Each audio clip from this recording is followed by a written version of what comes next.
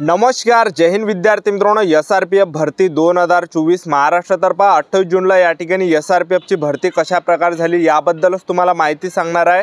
सुरुवातपासून शेवटपर्यंत काय काय या ठिकाणी प्रोसेस आहे, डॉक्युमेंट व्हेरिफिकेशनला कोणकोणते या ठिकाणी डॉक्युमेंट लागत आहे, कागदपत्र तुम्हाला भरतीला जाताना कोणकोणते न्यायचे आहे, त्याचबरोबर तुम्हाला कोणकोणत्या गोष्टीचं लक्ष ठेवायचं आहे, त्याचबरोबर कोणकोणते तुम्हाला या ठिकाणी भरतीला जाताना चुका नाही करायच्या आहे, त्याचबरोबर तुम्ही या ठिकाणी सकाळी किती वाजता जर रांगेमध्ये लागले तर तुमचं या ठिकाणी फिजिकल कधीपासून चालू होणार आहे, त्याचबरोबर 5 किलोमीटर रनिंगचा इव्हेंट तुम्हाला किती वाजेपर्यंत भेटणार आहे, गोळाफेक कधीपर्यंत होणार आहे, त्याचबरोबर 100 मीटर कधीपर्यंत होणार आहे, तर किती वाजेपर्यंत तुम्हाला या ठिकाणी रांगेमध्ये लागायचं आहे। तर संपूर्ण माहिती तुम्हाला सांगणार आहे की SRPFची भरती कशा प्रकारे होत आहे, सुरुवातपासून शेवटपर्यंत काय काय या ठिकाणी प्रोसेस होत आहे, कागदपत्र या ठिकाणी कोणकोणते लागत आहे, त्याचबरोबर कोणकोणत्या चुका तुम्हाला या ठिकाणी करायच्या नाही। तर सुरुवातपासून शेवटपर्यंत SRPF भरतीची जी प्रोसेस आहे हे तुम्हाला आजच्या व्हिडिओच्या माध्यमातून सांगणार आहे।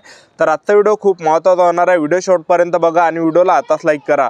नमस्कार विद्यार्थी मित्रांनो, माझी नोकरी कॉर्नर यूट्यूब चॅनलवर मी गोपाल अनखळे तुमचं सर्वांचं सहर्ष स्वागत करतो। तर मित्रांनो, व्हिडिओचा थंबनेल बघून तुमच्या लक्षात आलं असेल की आपला व्हिडिओ कोणत्या टॉपिकवर होणार आहे।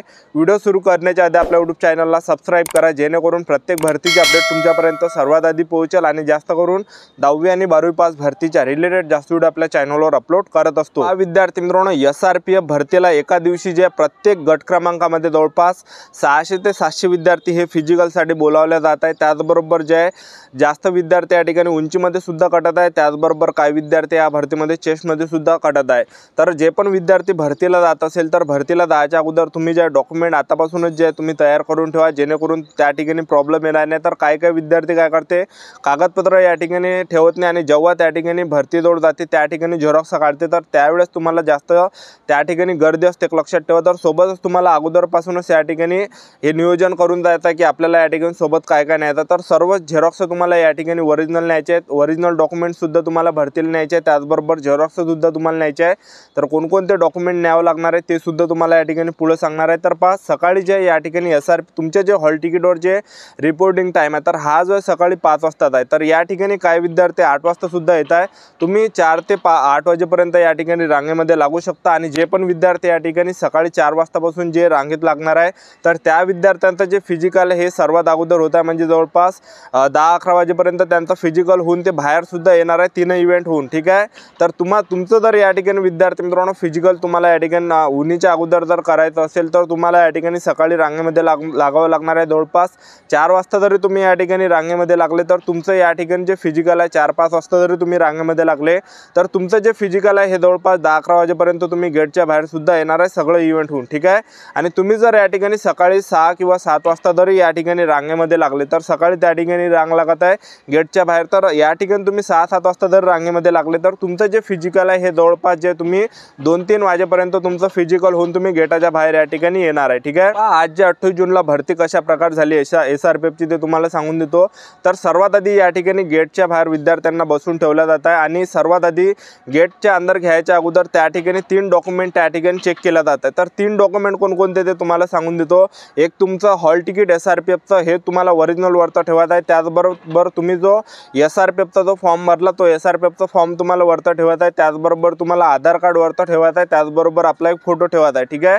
तर ह्या 3 डॉक्युमेंटवरच तुम्हाला त्या ठिकाणी एंट्री दिला जात आहे। हे 3 डॉक्युमेंट त्या ठिकाणी दाखवल्यावर तुम्हाला आणखीन त्या ठिकाणी ग्राउंडच्या अंदर नेते, त्याचबरोबर ग्राउंडच्या अंदर नेल्यानंतर त्या ठिकाणी विद्यार्थ्यांना रांगेमध्ये बसवलं जात आहे मंडपामध्ये। त्याचबरोबर सर्वात आधी जे त्या ठिकाणी होत आहे ते होत आहे डॉक्युमेंट व्हेरिफिकेशन। तर डॉक्युमेंट व्हेरिफिकेशनला कागदपत्र कोणकोणते लागत आहे ते तुम्हाला सांगून देतो। तर डॉक्युमेंट व्हेरिफिकेशनला जे आपलं हॉल तिकीट आहे, त्याचबरोबर आपला फॉर्म आहे SRPFचा, त्याचबरोबर तुम्हाला त्या ठिकाणी 5 ते 6 फोटो लागणार आहे, कारण की 2 ते 3 फॉर्म SRPFच्या गट क्रमांकामध्ये जे आहे त्या ठिकाणी भरून द्यावं लागते, कारण की 2-3 फॉर्म तुमच्याजवळून त्या ठिकाणी लिहून घेतला जात आहे। तर तुम्हाला या ठिकाणी फोटो सुद्धा जवळपास 5 ते 6 फोटो त्या ठिकाणी न्यावं लागणार आहे। त्याचबरोबर 10वीचं मार्कशीट झालं, 10वीचं बोर्ड सर्टिफिकेट झालं, 12वीचं मार्कशीट झालं, 12वीचं बोर्ड सर्टिफिकेट झालं, TC झालं, TC नसेल तर बोनाफाईड न्या, त्याचबरोबर आधार कार्ड आहे, आधार कार्ड सुद्धा तुम्हाला न्यायचं आहे, त्याचबरोबर EWS प्रमाणपत्र झालं, आपलं हे झालं, डोमिसाईल सुद्धा झालं, त्याचबरोबर नॉन क्रिमिनल झालं। तर हे डॉक्युमेंट तुम्हाला या ठिकाणी न्यायचे, फॉर्म झाला, त्याचबरोबर हॉल तिकीट झालं, एवढे कागदपत्र तुम्हाला SRPF भरतीला जायच्या वेळेस न्यायचे आहे। तर डॉक्युमेंट व्हेरिफिकेशनला हे ओरिजिनल सुद्धा चेक केलं जातं आणि ह्या झेरॉक्स सुद्धा त्या ठिकाणी लागत आहे। तर एक झेरॉक्स नाही, एक झेरॉक्स त्या ठिकाणी मागत आहे। तर एवढे कागदपत्र तुम्हाला भरतीला जाताना न्यायचे आहे।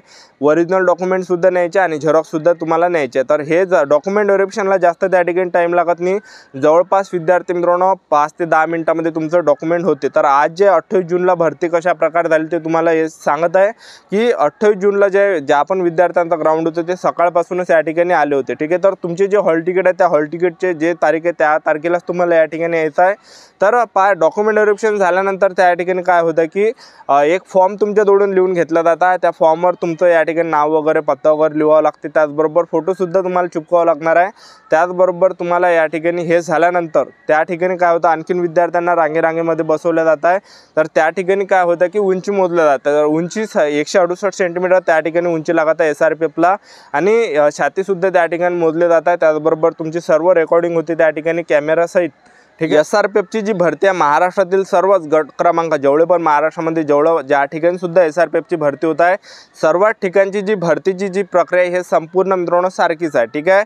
तर हे पहा विद्यार्थी मित्रांनो त्या ठिकाणी डॉक्युमेंट व्हेरिफिकेशन झाल्यानंतर उंची वगैरे मोजल्या जात आहे, हे झाल्यानंतर उंची छाती मोजल्यानंतर त्या ठिकाणी काय होतं की एक आणखीन फॉर्म लिहून घेतला जातं तुमच्याजवळून, तर तिथं 2-3 फॉर्म तुम्हाला लिहावं लागते SRPFला, आपला फोटोसुद्धा त्यावर चिपकावा लागते आणि ते झाल्यानंतर विद्यार्थ्यांना त्या ठिकाणी चेस्ट नंबर दिला जात आहे, चेस्ट नंबर दिल्यानंतर ते चिपचं दिला जात आहे, ठीक आहे, निळ्या कलरचं। हे झाल्यानंतर विद्यार्थ्यांना त्या ठिकाणी एका SRPF वाल्याजवळ 10 विद्यार्थी पाठवले जातात इव्हेंटसाठी। तर सर्वात आधी काय होतं की या ठिकाणी पहिला जो इव्हेंट घेतला त्यांनी तर तो होता 100 मीटर घेता आणि 100 मीटरला स्पाइक बूट अलाउड नाही, तर स्पाइक बूट घालून तुम्ही 100 मीटर धावू नाही शकत, कारण की ते रोड ते ग्राउंड आहे तर ते खराब होऊ शकते, ते खी असते तर स्पाइक बूट यासाठी, ठीक आहे। तर तुम्ही या ठिकाणी स्पाइक बूट वापरू नाही शकत 100 मीटरसाठी।